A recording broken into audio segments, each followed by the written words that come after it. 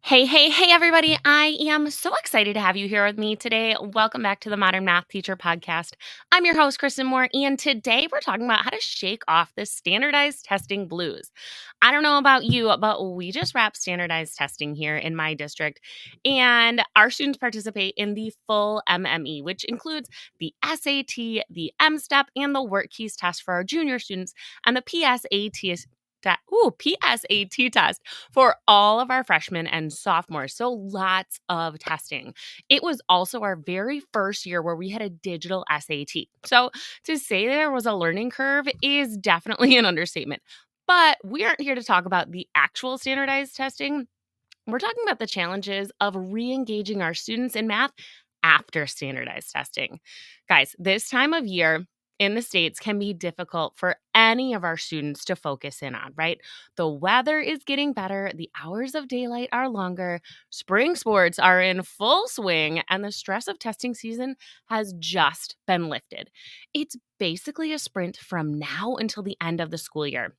But what our students sometimes forget is that the finish often involves testing again, and that's our final. And that means that there's still a lot of learning to do as we teachers have to fight those battles and have to make sure we're working to maintain excitement and engagement and motivation in our classroom. Now that standardized testing season has come to a close, it's time to shift our focus back to the day to day joys of teaching and learning math. But let's be honest, guys, after a few weeks of intense testing, our students are often left feeling drained and completely unmotivated. So, what are some of the common attitudes and behaviors we might encounter from our students post testing? And how can we tackle the challenges of re engaging them in our math class instruction? Well, it probably comes as no surprise to you that after completing standardized testing, many students experience a sense of relief mixed with exhaustion, right? They've spent, weeks preparing or weeks dreading it, studying, and then they sat through lengthy exams. Even with the new format, it was still a long test for them, right? And now our students are really just ready for a break.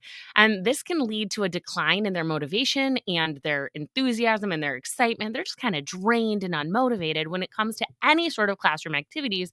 And really, I feel like in math class, we feel this in particular because they just tested in our subject. And our subject is sometimes something that they struggle with in general. So, as math teachers, we know how crucial it is to maintain that spark of curiosity and excitement for learning. And it's not always easy, right? There are several challenges that we face in re engaging our students in math instruction after testing season.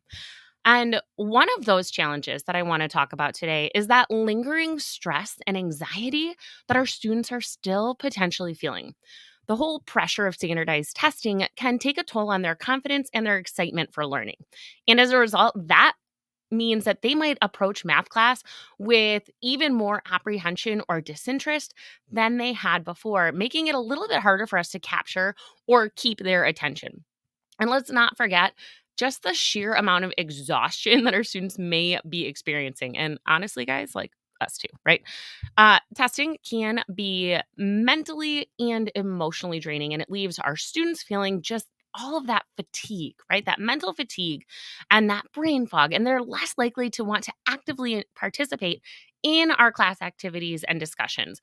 And that poses really a significant hurdle for us as we strive to create those dynamic and engaging real world lessons that capture the essence of the math content and also captivate our students. On top of that, you guys, some students may view this period after testing time as a time to just like coast. They're done. They're checked out mentally.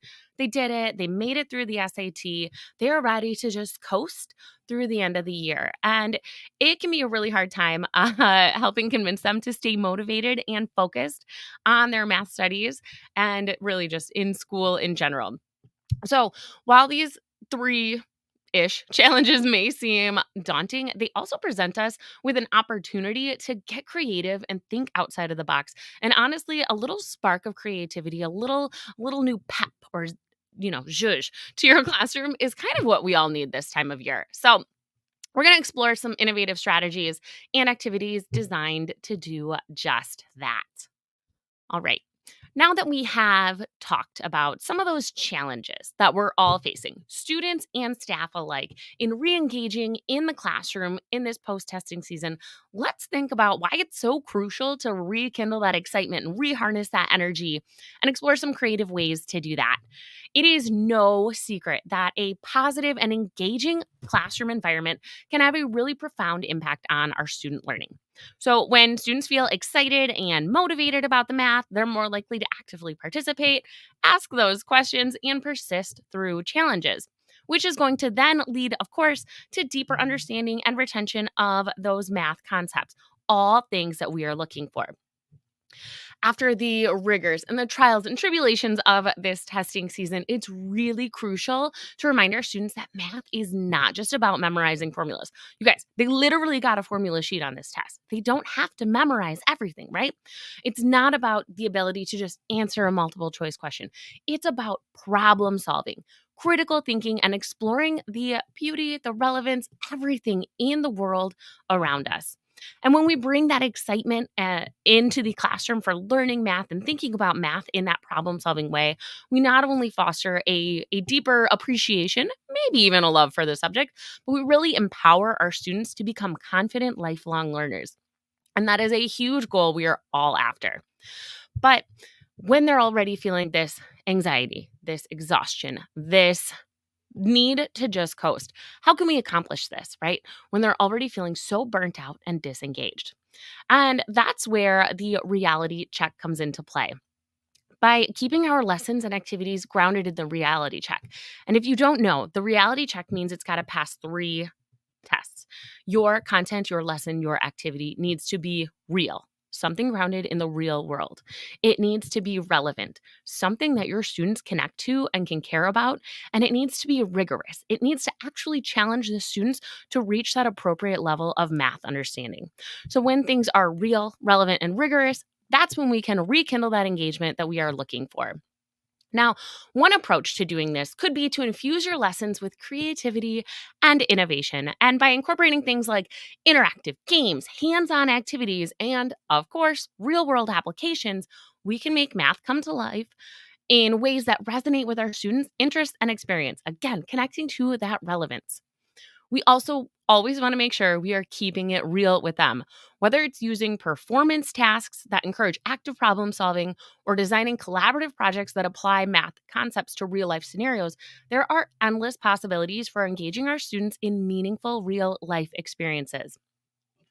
Let's not forget about the importance of incorporating students' interests. That relevant piece is so crucial. It's one thing for a topic or assignment to be real and say, like, okay, in the real world, this actually happens. But when we can connect it back to our students' interests and they can find some personal relevance in this, that is when the lesson is going to come to life. And this is by far the most overlooked aspect I see when helping teachers create lessons and projects for their students. You really, really want to capitalize on your students' interests because people are really only interested in things that interest them, right? So by tapping into their interests, their passions, their preferences, what their aspirations are, we can personalize that learning experience and make math more relevant and more relatable to their lives. When it's relevant, relatable, and interesting, they are then interested in doing the work. All right. So, whether that is integrating sports statistics into your probability lessons or exploring geometric concepts through art and design, there are countless ways that we can tailor our instruction to meet the diverse needs and interests of all the students in our classrooms. By prior oh man, guys, it's a Monday when I'm recording this. All right, by prioritizing creativity, innovation, and personalization in our teaching, we can reignite our students' excitement for learning math and create that personalized classroom environment where every student feels valued and inspired to succeed. And how exciting is that? That's the kind of classroom that I want to be in, that I'm willing to be in, that I'm excited to be in from now all the way until the end of the school year. All right, now listen up, my teacher friends. Let's take a moment to address the elephant in the room: post testing season burnout. Okay, I mentioned it at the beginning.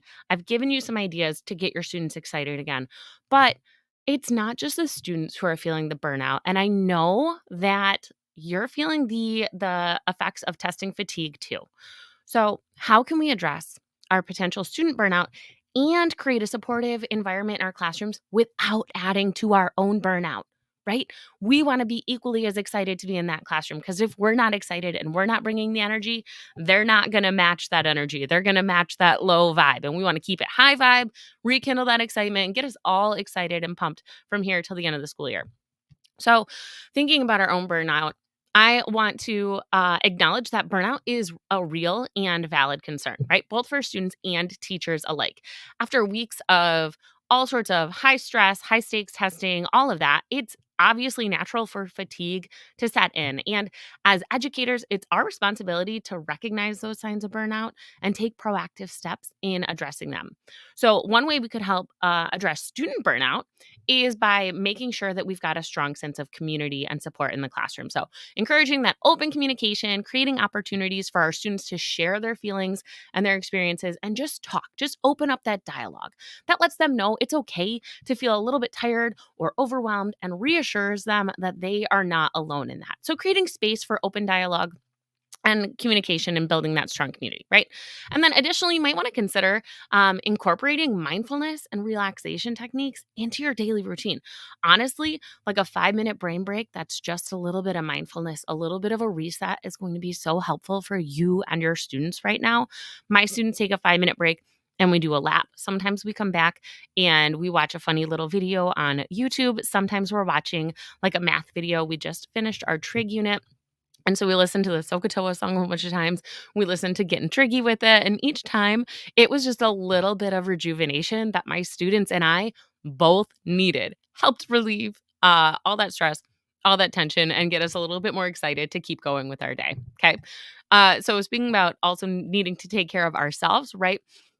I am not talking about like bubble baths and yoga. That, I mean, it's cool if that works for you, but it's really important that we prioritize our own well being during this time. Remember, you cannot pour from an empty cup. I know everybody says it, but it's true, right? That's why they all say it. So take time for yourself, both inside and outside the classroom. If you need that little bit of pump up your jams, that 5-minute jam session, then build that into your class. That'll help you, it'll help them, and you'll get tricky with it all at the same time, right? So, I want you to figure out what is going to light you up and spark your joy, as Marie Kondo would say. Whether that's carving out a few extra minutes each day for meditation or exercise, if that's your jam, or setting aside time for hobbies that bring you joy at the end of the day, find what works for you and make self care a priority. I personally love weightlifting, and I make sure that I get weightlifting time in each and every morning. I also love to listen to audiobooks and podcasts and find time to pop in my AirPods every day while watching my youngest at soccer practice or while I'm making coffee in the morning.